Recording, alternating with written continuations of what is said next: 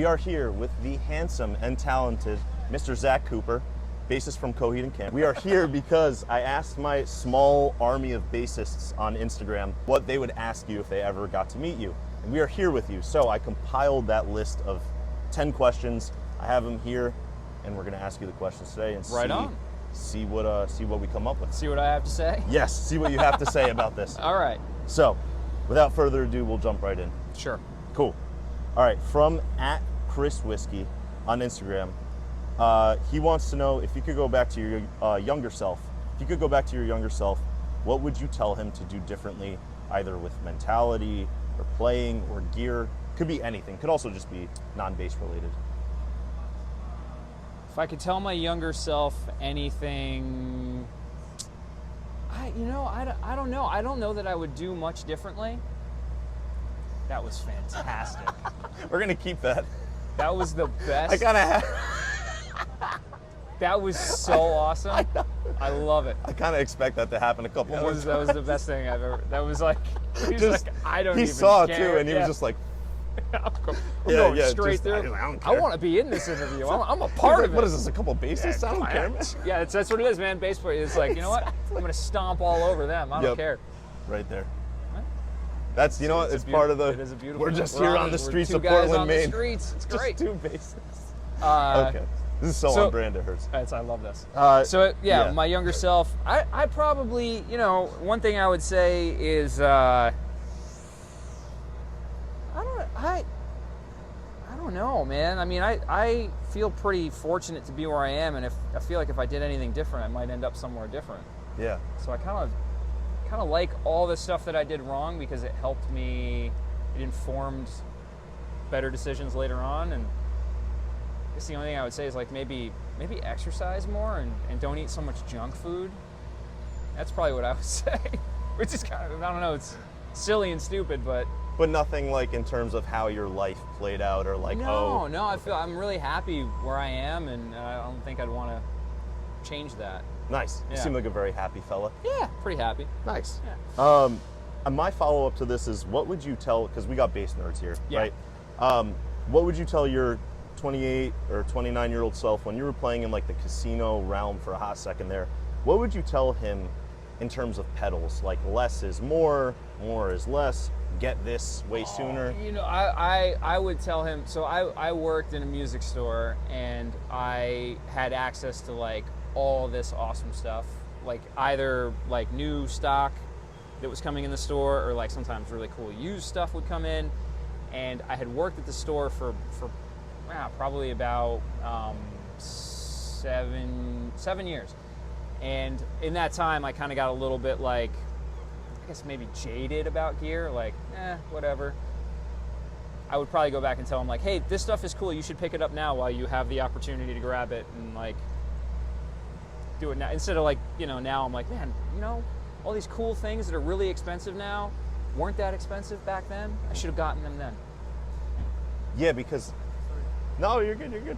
I see that you're a big fan of certain pedals. Like you've had that one distortion pedal. I forget the name of it. Oh, the Vitriol. The Vitriol. Yeah, the Mantic. Yeah. I've had that for a long time. Yeah. Love that thing. It's cool. Awesome. Yeah. Very cool. So yeah, you would say kind of get into that and just have fun with it a little sooner, maybe? Yeah, probably. Back then I wasn't really doing anything like that. I mean, it was like a tuner. That was it. Nice. But, I guess back then it was like I didn't want to have too much stuff to carry. Yeah, I understand. Yeah, you know how it is. I know what you're like, oh man, that's just more stuff. If it doesn't fit in my little bag right there, 14 inches, 3 pedals. It doesn't go. Yeah, I know. Okay, cool. So that was Chris Whiskey's question. Second question, @Hunter Ruiz on Instagram. Have you ever had a funny fail on stage? Yeah, tons and tons. But I had one on this tour already. We're like halfway through. When we were playing in Raleigh, we were playing outside.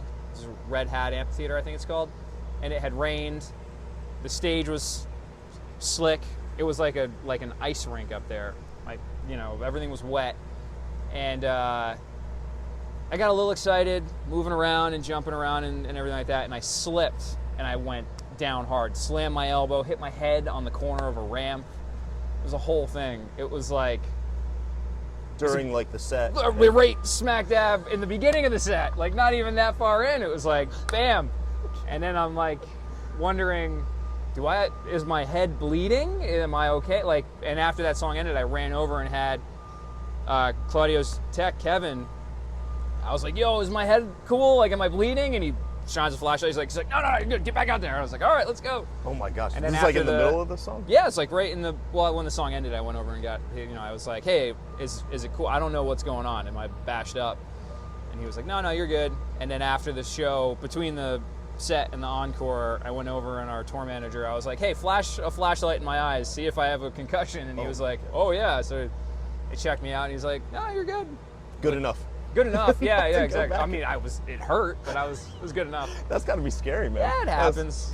I fall. It's, what do you And that was on this tour? On this tour, yeah. Okay, so that's Yeah. Funny Fail on Stage for Hunter Some of release. you may have seen it in Raleigh. You Oh could my have seen me gosh. fall down. That would be nuts. I think I even posted a picture of it. I have to check that out. Yeah. On Instagram? Yeah, it was probably a story though, maybe. Okay. Yeah. Dang, the real fans will know. They'll be like, "Yep, I was Yep. there for that." They'll know. They're like, we've seen him do it before. He's an idiot. You do move around a lot, which is what I'm a bassist too. Like I love that. Yeah. I love moving around. Like, good. That's all good stuff. Great. Okay. Question number 3 at Brewiz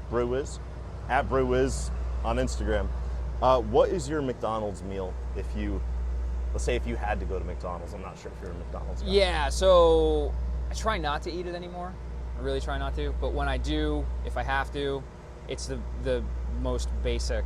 It's just a number 1, a Big Mac with fries and a bottle of water. It's pretty boring. Wow. Okay. Wait. Yeah. No Coke. No Diet Coke. Nope. No, I don't drink soda anymore. You're washing that down with water. Water. I drink water all day. No soda. Nope. Oh my gosh. Nope. Wow. You are a mature man. I'm trying. I'm getting old. I gotta watch like sugar and I just gotta be careful. You know what's funny? I just switched to Diet Coke as like sugar stuff. That's Yeah. how I know I'm getting old. Yeah. I have gray hairs now. Yeah, Like, I have gray hairs and I'm also losing hair, so it's like that's the next step. It's like, I'm on the path. yeah. I'm on the same path, dude. It's terrible. Okay, and then her follow-up was, how do you drink your coffee? They saw your Instagram bio. Black. Same. Black coffee. My man. Yeah, it's Let's the only go. way. Although occasionally, if I find like a really good spot, I'll get a cappuccino with whole milk. I do enjoy that. Every now and then, like an iced latte, I'm in. That's cool. But daily drinker, black coffee. If you want to get nerdy about like preparation, like pour over, French press. I mean, I do all of that stuff. So, yeah. My fiance is, she's like, she loves coffee, loves the French press. Yeah, my wife and I for years, it was like French press only.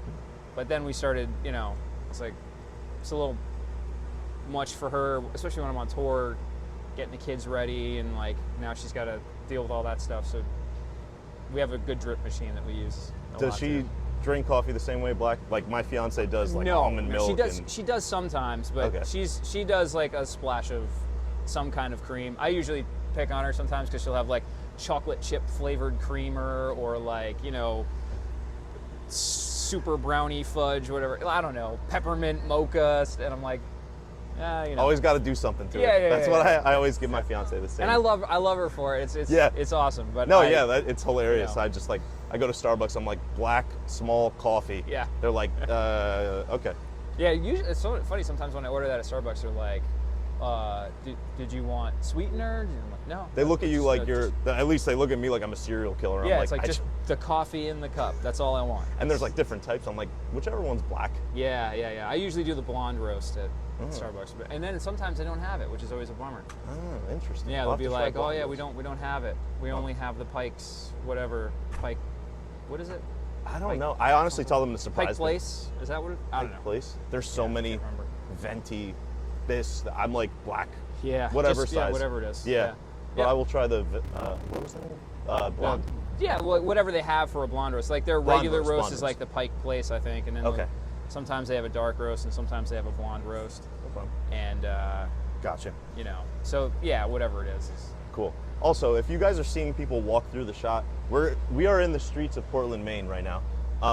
With ample room to not go in the shot, but like it is just for the record, there is more than enough room. People, and it's crazy because I'm looking at Zach, people will make eye contact with me and just It's a beautiful thing. Do exactly that. I love you'd it. think you're in New Jersey, but we're in Portland, Maine. I love it. That's great. Hey, whatever. Okay, number 4. At WenDeliciousAF. Great Instagram name. He said, ask him to make a video of those sick licks he did in the joke. Yeah. That might Yeah. be kind of tough right now. I couldn't do it right now. Yeah. But maybe I'll do it in the future. I'll like grab an acoustic bass or something and give it a shot. Yeah. So I guess like the question would be like, what were you thinking with when you made that bass line? If you can remember like how you came up with that. It was kind of just that song when we were working on it.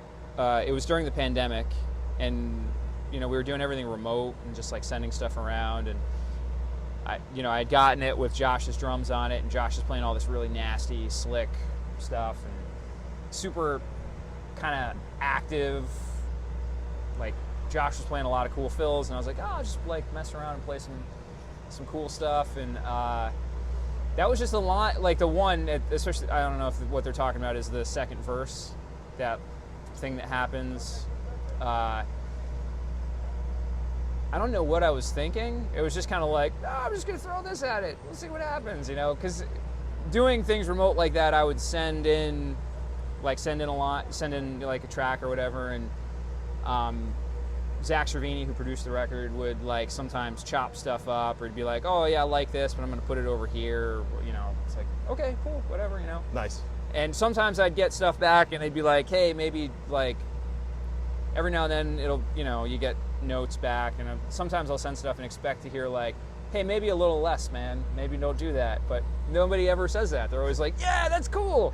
That's what I've gathered from your interviews. Like everyone's like very much so like, do your stuff. Like throw in, your walk-ups or walk-downs or melodic stuff between notes. And yeah, they're very cool about, the bass having a little bit more of a voice, which is cool. So yeah, I don't remember thinking anything in particular except like, oh, maybe it probably just happened, honestly. I probably just improvised it while I was recording and listened back and was like, oh, that sounds cool, I'll just keep it there. Nice. And that's more than likely what it was.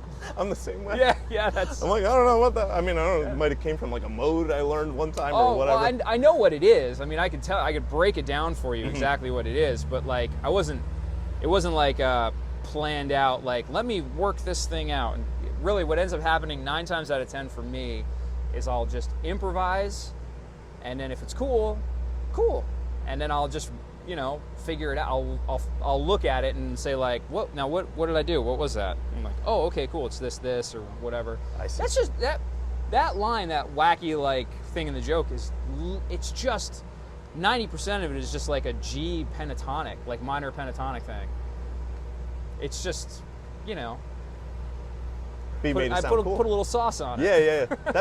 It's a lot about like the voicing is what I'm kind of learning. Like the way you voice certain bass lines. The phrasing is interesting, and then I'll do this thing, especially on that one, like I kind of hit the open D string a little bit, like it's almost like a pedal point between a couple of the notes. So it has this interesting kind of movement. It's not really complicated at all, but it just gives it a little bit of oomph, No, a totally. little lift. Do you know who Travis Dykes is? He's a bassist, gospel kind of bassist. I know the name. Yeah. He talks about that a lot. That always like his bass lines come from how he's voicing, and it's often pretty simple stuff like that. But it's just the way that he voices it. So yeah, there's a lot of like incredible stuff in very simple concepts. Mm-hmm. But it's all about you can take really simple things and kind of apply them in very interesting ways. Mm-hmm. And sometimes all it is phrasing or rhythmic variation can take like something so simple and make it so cool. Isn't that the coolest feeling? Like when you like do something you've like maybe always, I don't know, for me I'm like, oh my, wow, that was just like a G pentatonic. But it sounded so cool when I trilled or whatever, like something random. There's all kinds of things you can do to like make it a little interesting. Make it a little sexy. Yeah, exactly. Yeah. Put a little sauce on it. Make it cool. Cool. Number 5 is from Jordan Ray Landers.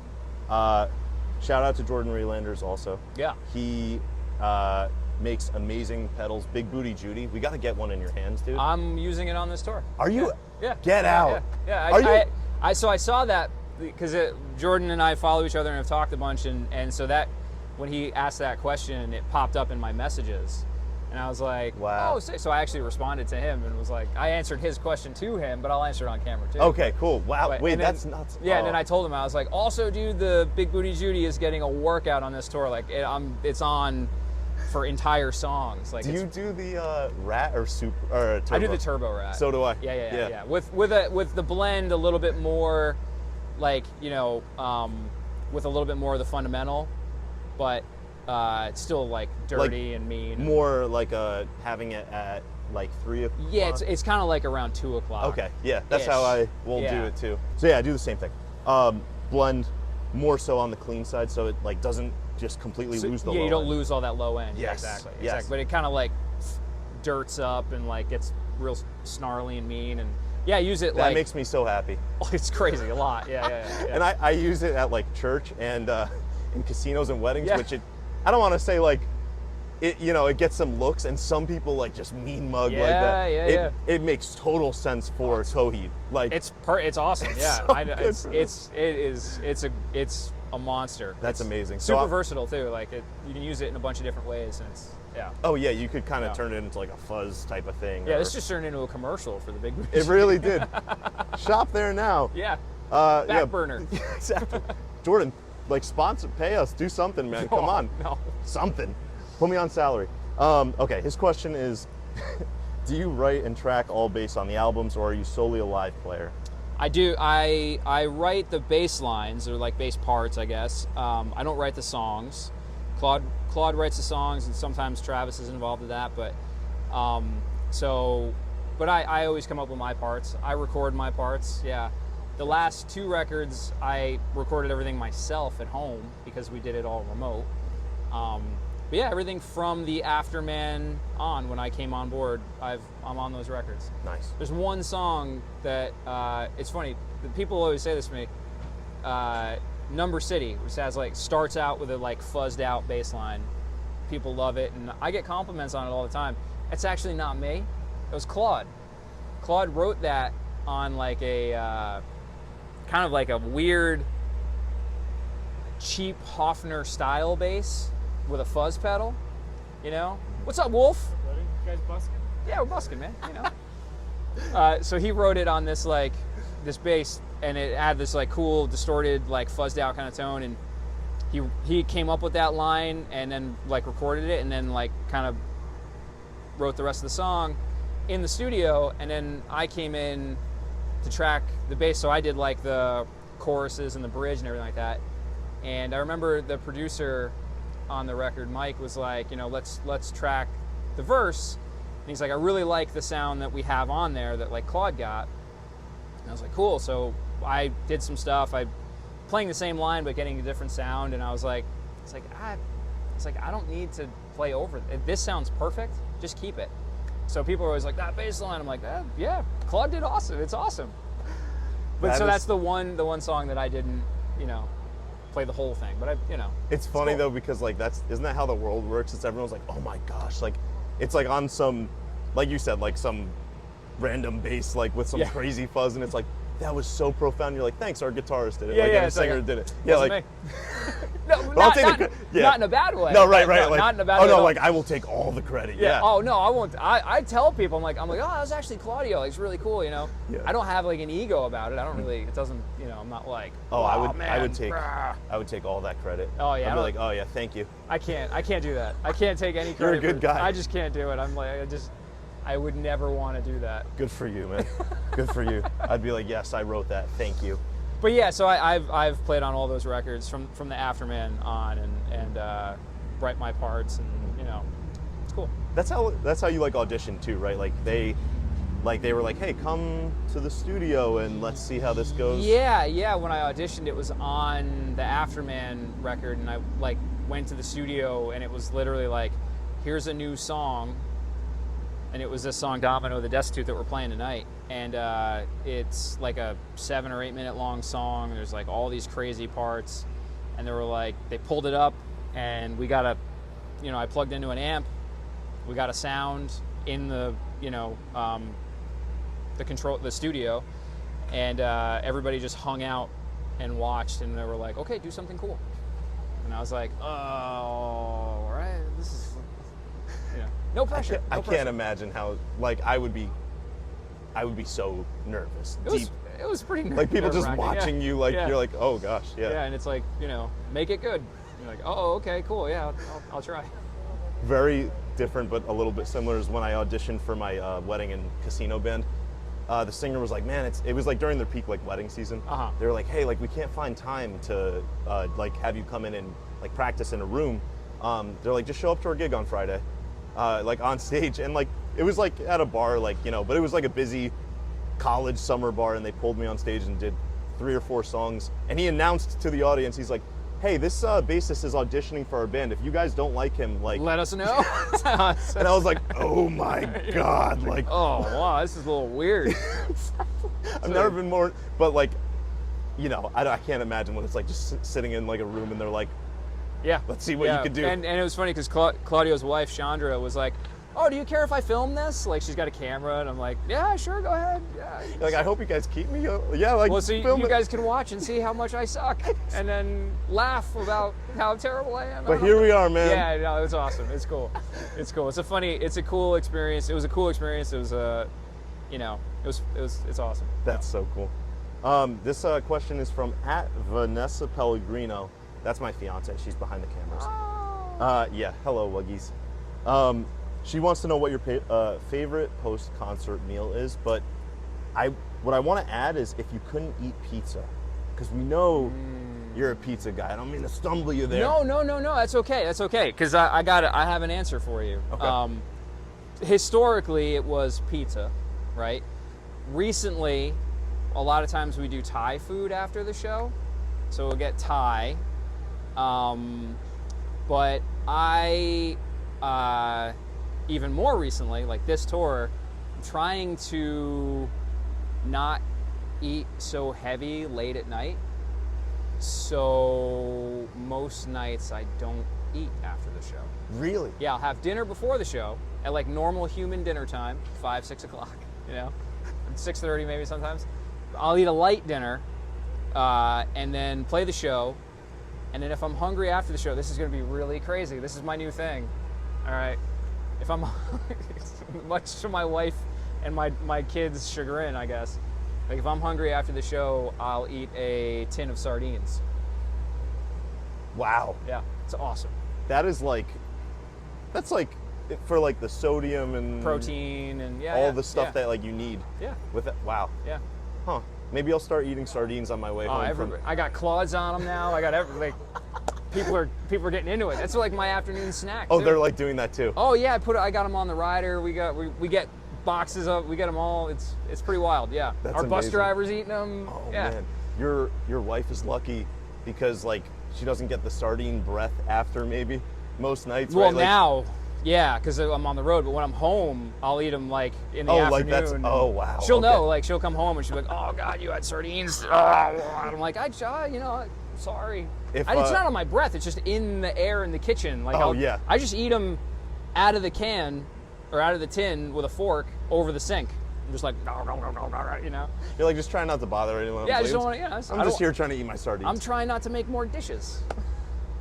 So that might be a new thing, Wuggies. We'll see. Yeah. Okay. So that's not super exciting. I'm sorry. Maybe garlic, onions, sardines, a little bit of this, a little bit of that. I'll tell you what, that's not a bad thing. No, yeah. Also, the older I get, the more I love like raw red onions. I eat that like crazy now. I'm like turning into a real old man, I think. So we were talking before this, like, I'm going gray, I'm 29. Like, we're just like talking about what it's like to be someone growing older and playing and stuff. And yeah, I feel that, man. I have a weird appreciation for simple things like that, like raw onion. Yeah. Like, my fiance hates that, of course. Like, that's just not good for her. Yeah, I never liked it when I was young. Even when I was your age, I was not really a fan. But my wife and I now eat a lot of stuff like that we never would have eaten. That is so fun. Yeah, I got into a whole nerdy conversation with one of our friends when we were in South Carolina. One of the guys, he's a good friend of the band, and like he saw me eating sardines. He's like, "Bro, I love sardines," and then we went on this just kick of he's like, dude, I get these like I get pickled herring, and I get like anchovy stuffed olives, and I was like, yeah, that sounds awesome. It's like a very weird Just like thing. immediate bromance. Yeah, like, you're yeah, like, oh yeah, my yeah, god. yeah. Like That's when you shout find out- someone, Shout out Mark Shisky. Mark Shisky. Yeah, that's the guy. Sweet. Yeah. And then that's so funny. Dude. Yeah, so, yeah, but that's usually my after Sardines. show. If Yeah. you're like real hungry, like If I'm like, I need to eat something, it's Good like for you, crack dude. open a tin of those and eat them. And wow, I gotta stop going to McDonald's. I gotta stop, dude. I did a while ago. I cut it out. I'm off that. Yeah, it's all like on the way home for me from casino gigs. Oh, dude, when I remember when I was in my 20s, man, like coming home from gigs, I'd be stopping at McDonald's all the time. When I was recording the Afterman records, we were recording in Woodstock, and I lived about like 50 minutes or so away, but I'd be at the studio till late at night, so I would drive home, and the only thing between the studio and my house that was open at like midnight, 1 o'clock was McDonald's. So I was eating McDonald's like every night. Yep. It's terrible. But it was also kind of awesome. Like It's a fun little phase. I'm in my phase right now. yeah, and enjoy it. Enjoy it while you're there, because like I had to leave that phase, and I'm getting close. My time is running out. So question number 7, at Coffee and Steel on Instagram, wants to know, have you had to deal with the classical bass player cliches in your space of music? And if so, how did you deal with them? like what kind of bass player cliches do you think? I don't know. I'm not. The bass- you know, like. Maybe Like- he means like, Is that like about, did you hear about the guitarist who locked his keys in the van? It took him 4 hours to get the bass player out kind of thing? Is it like that? I don't know if it's more like that or if it's like more so like classical supreme- bass, like Yeah, like that's not, that's kind of how I read it. Okay. But I don't, yeah, I don't know, maybe because I know you've played like jazz in the past too and stuff like that. So maybe like people like looked. I not- haven't really had any of that kind of stuff pop up, like, you know, any cliches, or had anybody give me any hard time about it. So if that's what they're talking about, no, I guess. Okay. And if they meant like, you know, the bass player joke stuff, like, oh, the bassist can't read. That or- stuff, the bass player jokes, I mean the joke of like nobody even knows who the bass player is, or like, you know, or the question of like, what is a bass? I don't understand. What are you talking about? You mean the other guitar? Like it's a little different, but Yep. sometimes you deal with that, yeah. But so hopefully that answers both maybe angles of that. I don't know. like you don't see like much hate or whatever. No, not at all. Like, and I kind of didn't get that either, from like all the consensus online. But also, like, I think this video is a testament to the other side of it, like the cliches, like people just walking through the shots. Yeah, They're like, who are these two guys? That's pretty classic. It's like, Yeah. oh, he's. It's like, wait, did I hear those guys are talking about bass? I'm just gonna walk through. They're like, oh, God. Nobody's gonna watch that, so it doesn't even matter. Just two guys in shades. Yeah. Cool. Okay, so yeah, we covered that one. Number 8, at sun.offerg on Instagram, wants to know what defines your style and how did you develop it? What defines my style? So I guess I've never really. Sorry, I'm rubbing on the mic. That's gonna No, be you're good. annoying. I think the fuzzy stops it, so I it hope should so. be. So it's not like. It's not just like so. Yeah. So I've never really given much thought to it. It is something like my style of playing is something that I've definitely tried to hone, you know, like having my own voice, I guess, like my own, which comes naturally. I mean, everybody will have their own approach and certain things will feel more natural for them. And so there are things that feel really natural to me that will probably define my playing. I think a lot of it is informed by the kind of music I listen to, the kind of players that I grew up listening to, the kind of guys that I listen to now. You know, also listening to other instruments, not only pulling from like the bass, but pulling from anything that's cool, any music, just like notes moving. Like, I like that, grab it. I like that, grab it. You know. But yeah, I think I haven't really ever thought of like putting it in words, I guess. I think I like the best way I could put it is that I'm still a work in progress. Still trying to figure it out. That's a really good way to look at it, I think. Like, you're not like, I have arrived. Like, No, there's no, no and- like, I'm, you know, Yeah, and I'll never say that I arrived. That's part of my thing. Has always been like, I'm still learning. I still think of myself as a student, so I still take lessons. I still like go to guys that I admire and ask them to help me with stuff and to like, teach me things that there's plenty that I don't know, and there's plenty that I can learn and try to apply. And so, yeah, work in progress. That's what I would say my style is. That's amazing. Yeah, I love that. Yeah, I just want answer. it's like it's more about the journey than there's no destination. It's just keep moving forward. Yeah, and you played all different styles of music. Like you did some jazz. Did you do upright stuff too? Yeah. I played acoustic bass. Studied like formally like classical. Okay. I did that for a little bit right before. Actually, at the same time I was playing in the party band. I was doing that, which was cool. It was interesting. And then I was playing in like jazz combos, I guess. I was doing, at that time I was playing in this like really good piano trio, and that was like, learned a lot from those guys. Mm-hmm. But yeah, I've done all kinds of different things. When I was a kid, I'd play in a blues band. I'd be the house bass player for a blues jam, the house bass player for a jazz jam, or I'd go to jazz jams and sit in and get kicked off the stage. Those stories I told on that Bass Nerds podcast. I did hear that. Yeah. There's a couple of those. So yeah, I mean, I was a student then. I'm a student now. But it's figuring it out. That is amazing. Yeah, those are my favorite stories. Shout out to the Bass Nerds. They did such a good interview with you. Those guys are the best. I love those guys. Gosh. Yeah. Like the stories that they got you to tell, and that they have such a good way of like. Oh yeah, Mark and Jody are like just like easy to talk to. Yeah. And like I met them that day, and it felt like we were old friends. And, yeah, that's like the vibe it gave. Yeah. It was just like a very easygoing conversation, and the stories you told were hilarious, man. Yeah. The getting kicked off. That was. Go watch that. I'm not gonna spoil it for you. Go check that out. I got plenty of stories. Yes. Perfect. Okay, so that was number 8. Kind of a follow-up to that too is like, who would you recommend someone who's, like me, like late 20s, they're trying to figure out their own style, maybe like an intermediate bassist, for them to check out and be like, dude, you got to listen to this guy. You'll take some great stuff from him, or guy or girl, whoever. Yeah, there's so many. I feel like you can learn something from everybody, whoever it is, right? So like, there are guys that I love who, like hard pick hitting, like root note pounding, awesome bass players that like just sit in the pocket really good, and like their sound, their tone is awesome, and there's guys like that. There's guys that play a million notes, and that's cool too, and like you can kind of get stuff from that. You can pull stuff from anywhere. I don't know. I always feel weird telling people to check stuff out, because it's like it's a little bit dependent on like what they're, like you said, trying to do, like what path they're trying to go on. It's kind of like prescribing someone something without knowing them or what they're trying to. Exactly. Yeah. So like if you got like a guy who's like, oh man, I'm playing in like metal bands, it's like, well, you can listen to these guys. You probably already are listening to this group of guys, and maybe listen to this. I don't. There's so much. Yeah.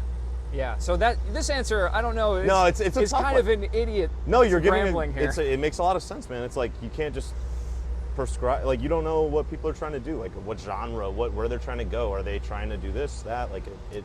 It can be tough. But I do firmly believe that you can pull inspiration from any genre and apply it anywhere else. I do that.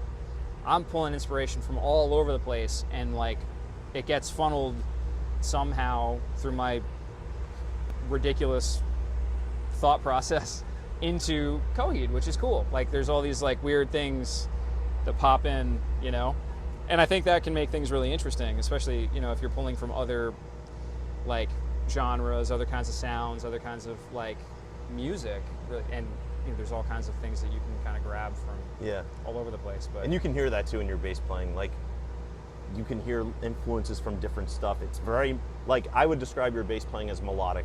Oh, that's awesome. Thank you. Like, and of course that's a good thing, right? Like, that's, that's just the first thing that I noticed about your bass playing. I was like, man, it's so, melodic. There's some stuff going on to help. And it's not like taking away from anything. It's complementing. That's always the goal, is to like support what's happening with the vocal. That's really that's my job. Yeah, it makes everything sound better. Yeah. It's not like, you know, right, it's not jarring or Right. like like you're not trying to to draw the attention to yourself. You're like trying to set the foundation, but also give. propel it Yes. a little bit. Yeah. I try to be very what's the word? Deliberate about that. And you know, maybe I'm getting better at it. I don't know. I might not be. I think so. I'm trying. I like it. I don't know. I mean, Work in progress, though, man. I'm still learning. I'm there still we go. learning. Right? Exactly, That's dude. a joke for my wife. Yeah. Okay. There you go. If you're watching, you got the inside joke. All right. 2 more questions. At Fattest Grooves on Instagram. Just like quick aside, this guy is awesome. He, I think he lives in Australia, and he just like busks. He will go out and Oh, sick. play like on the streets, and he always just shoots a bunch of content. Really cool, dude. Right on. Yeah. Instagram friends. It's a cool place. It's a cool place to meet people. Yeah. I've been meeting some of my heroes on there. It's Yeah, pretty look, wild. dude, I Yeah. met you on Instagram. I'm Oh. like, I'm in Portland, Maine. I'm from New Jersey. Like, you know, it's crazy.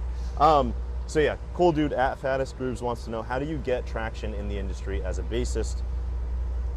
So that's an interesting one too, because so when I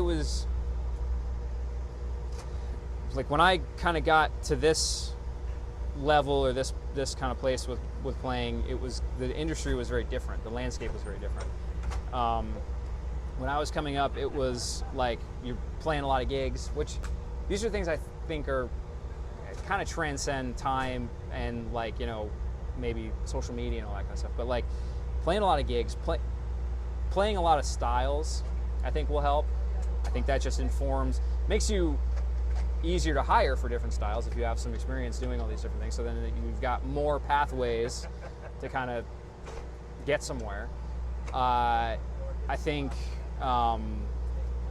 taking as many gigs as you can take, playing on as many recording sessions as you can get on. But nowadays, there's a big portion of it is online and social media and all that kind of stuff.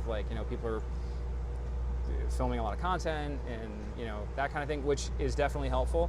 But I think that without the experience of playing gigs, doing sessions, playing with other musicians, I think that's the biggest thing.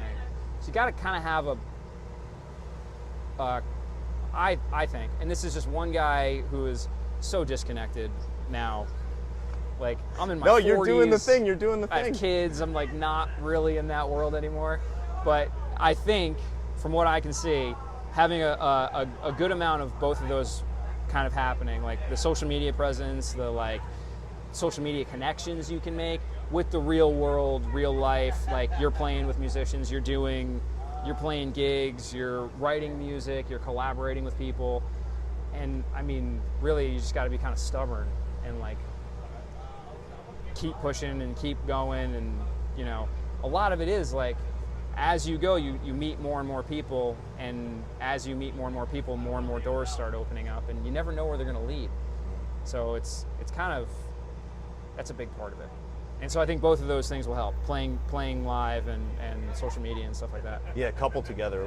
Coupled together. Because like, I see a lot of people who just do the social media thing, and it's that's cool, but then you don't have the practical experience, I guess, maybe, I don't know. Maybe you do. I know what you're saying. Yeah, it's both. Yes. Yes. I think that's just a well-rounded kind of, yeah. Totally. And get out there and just meet people and connect with people, and like I said, you never know where that's how I ended up here. That was it. I was just playing with as many people as I could and playing in bands and doing all the stuff, and through that, meeting the right people led to the phone ringing, and off you we go. did a session, and then that person was the producer engineer on that session was like, hey, I could use a guy, if you're local. I was like, yeah, for sure, call me anytime. And then I got this call. Phone rings, and you're like, yep. Yeah, I was like, oh yeah, sure. Yeah. That's amazing. Yeah, so that's such good advice. That's the thing, you never know, Yeah. But it's important to have all that different experience. So when I came into the fold here, I had experience playing in bands like this. I had experience touring in a van and living in a van for weeks and weeks and weeks, driving all across the country. And, so we could bond over that stuff. We had similar memories of oh yeah, I once drove 36 hours to play in front of 4 people in Chicago. It was awesome. You know what I mean? Yeah. But you have like a shared experience, even though we didn't do it together, but you know, the rest of the guys know that life of like getting in the van and slugging it out, and you know, so that definitely helped. Yeah. You know, or it was a help. You know, if I didn't have that experience, it's, you know, maybe they'd be like, well, are you going to be able to tour? Like, touring is a different world. You know, and then I was joking with Josh. We were joking about, like, you know, if you can do it at that level and still want to do it, then you can do it. This level is not really an issue. It's like I think that's such a good point, because even from, I was playing in like 5 cover bands that were all doing like very local small stuff for like 30 minutes, and then going from that to like a wedding and cover band where it's, you know, 3-4 days a week, like driving all over. That was such a huge. It's a big shift. And yeah. and I picture like maybe someone like myself, like I'm posting on social media, and if I haven't even done this, like I get what you're saying. Like you need to do both, build both at the same time. Yeah, build both. Yeah. Yeah, absolutely, Yeah. absolutely. And it depends on what you want to do. Like if you want to tour, start trying to tour. Yeah. You know, I mean, it's really like with anything, you know, you're usually going to start kind of in a lower, unless you know, just get plucked up and you jump into this like crazy situation, which can happen too, you know.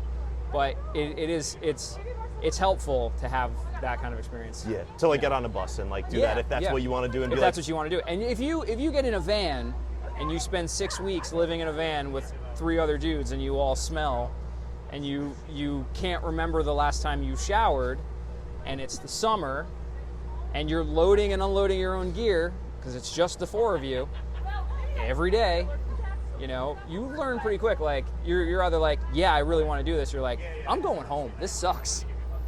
And for some reason, I was one of those guys that was like, I want to keep doing this. This is awesome. I love it. You know, like, let's go.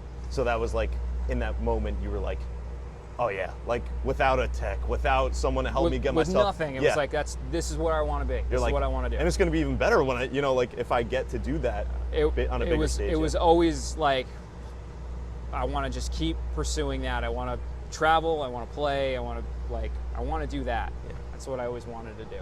Very interesting. Yeah. Okay, question number 10 comes from @GJoseph. That's me. Oh, from you. Yeah, I'm not gonna lie. I wanted to ask my own question here too. Yeah.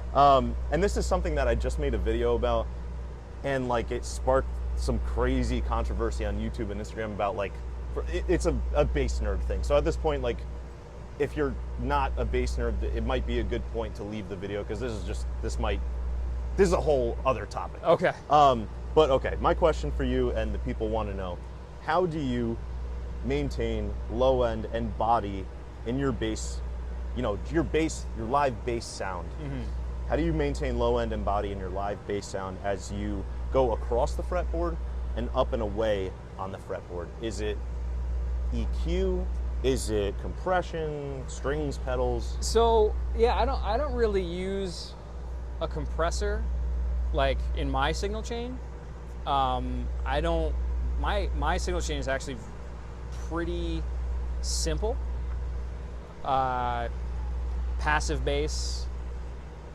I got a pedal board to make some noise and do some, you know, get some sonic texture maybe, you know, into my live rig, which is an amp.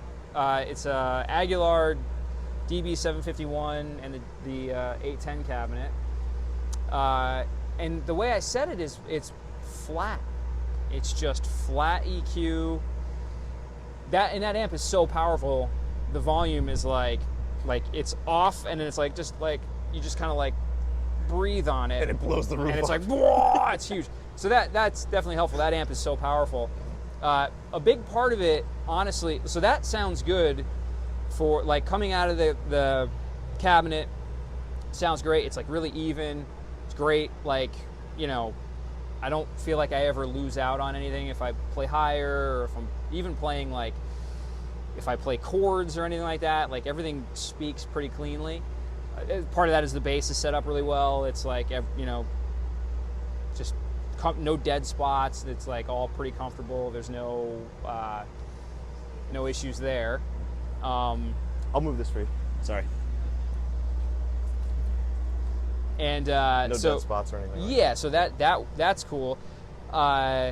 So I think the big part for live out in front of house, like we have a great front of house engineer who is running outboard compressors and like doing all kinds of cool stuff to make sure that it sounds really good and it sounds really even, and there's a lot of body and low end and like oomph with clarity, you know? So that's kind of where it's at for me. Okay. Like I trust. You'll let the professionals do their work. You're not trying to. He knows what to do. Yeah. He is the man. Yeah. Shout out Shreddy. Shreddy is the man.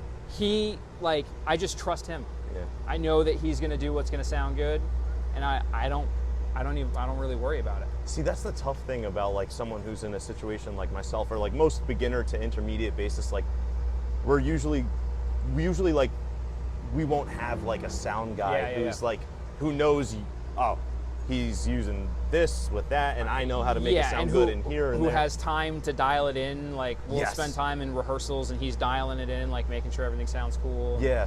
Yeah. Well, I understand that it's a pretty lucky position. No. Fortunate. So I guess like a follow-up question would be like, if. So, Yeah. well, young me, Yeah. when that wasn't happening, I would just use like, I'd have a small, like on most gigs I did, it was like a 112 cabinet and like a little Class D head. Like I had an Epiphany 112 that I used for everything. And you know, if you're playing like a bar gig or whatever, it's like, well, that's it. That's the sound. There it is. And sometimes I'd put it on a chair, or sometimes I'd flip it on its side, or most of the time I just sat on the floor. And it was like, all right, there's enough oomph, and you know, I had a Sound from horn. that, like, and there's there's some clarity, and it's Yeah. like, all right, well, this is what it is. I'm just gonna try not to stand in front of it, and there we go. A lot of Here it is. people are saying like great things about the Aguiar setup like that. Yeah. And it does like its own like compression and stuff, and it just seems like less is more. That's always been my kind of thing, yeah. Because you hear like crazy stuff like ZZ Top's bassist had a always on sub-octaver, and then he had a high pass filter cutting off anything under 30 after, like just like 8 things to make it body enough, you know, like, which is great. I mean, it's cool. Whatever works for you. Right. Yeah. And but for you personally, less is more. Less is more. Always, let the sound guy do what they do best. And a lot of them are great. Like, a lot of them know what they're doing, There's obviously. a reason they're out here. Yes, exactly. These are guys that are like top level professional engineers. So it's like, trust him, you know? And I mean, even without that situation, I've always kind of leaned into the less is more, like, and I don't,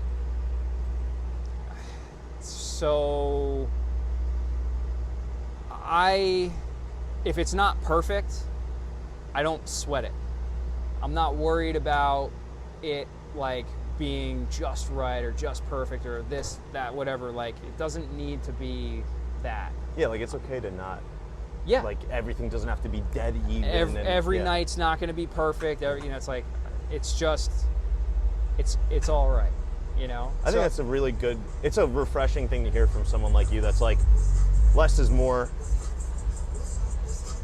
I think this will cancel it out too. I want to know. We're going to find out. That was loud. Yeah. So, you've heard it from the man himself. Less is more. That's I need to hear that. I needed to hear that. Well, that's kind of my thing. Yeah. It's I know guys who have very complicated signal chains. They're running like this thing and that thing and that thing and this thing and this thing and that, whatever it is. Yeah. And a lot of times they're running this to get this one thing, but then they got to run this to cancel out the other things that this does. But because they're doing this, they need this to handle the things that this is doing that they don't want to hear, and so you kind of end up going down this wormhole. I feel personally attacked. I'm sorry. No, it's so true. No, but so I've been there. I've done that. I've learned. That's one of the things that maybe I could go back and tell young me is like, I'm feeling that, like, I need to learn that lesson now. Yeah. I need to like get out of my own way. To go back to the first question, I could go back and tell young me, like, stop fiddling with the parametric EQ. Turn it off. Just turn it off. Just leave it alone. You know, and listen, some people, that works for some people, and that's awesome. Like, there are great players who really get in there and dial in everything, and they really. I've never been that guy. I'm not that guy either. I'm very like P bass. Yeah. Passive. Seymour Duncan pickups, right? Yeah, the quarter pounders. Yeah. They sound great. Yeah, they're awesome. Yeah. And it's just like, that's a good sound. So let me plug into an amp that's got some power, and then I just leave the EQ flat. And play your bass. And play my bass. And it's like, it's the sound of the bass with some oomph behind it. Nice. And you know, I have a pedal board on, you know, these tours. I'm running a wireless rig because, you know, you got this big stage and we got ramps we're running up and everything like that. So it's like, yeah, you don't want to be like tethered to a cable that you can't get anywhere, you know? Yep. But all in all, like the majority of it is pretty simple. I love it, man. Yeah. I really, all joking aside, I needed to hear that. And I feel like it's kind of like a bell curve when I feel like, at least, when you start playing bass, you're starting over here. You start playing bass, like, you don't really have a lot of stuff. You don't know what stuff does. Intermediate bassists get this weird thing where it's like, I need every pedal. I gotta show everyone everything that I know. Yeah. Everything. I know how to play stuff. Look at me. I know melodic stuff. I went through all of that. Yeah. Yeah. And then it's like, you kind of get like more comfortable with yourself, and you're like, all right, I don't need to prove to anyone that I know like 50 different pedals or how to do every technique. Like, I'm gonna play what the song needs, and I'm just gonna go straight to the front of house, and it'll be good enough. If I wouldn't care to, like, if they were like, hey, you can't use the rig, we're just gonna plug you into a DI. I'd be like, okay, cool, let's go. Oh, man, that's so nice to hear. Like, you know, it comes along with that. Like, I'm not trying to prove anything. I'm not worried about it.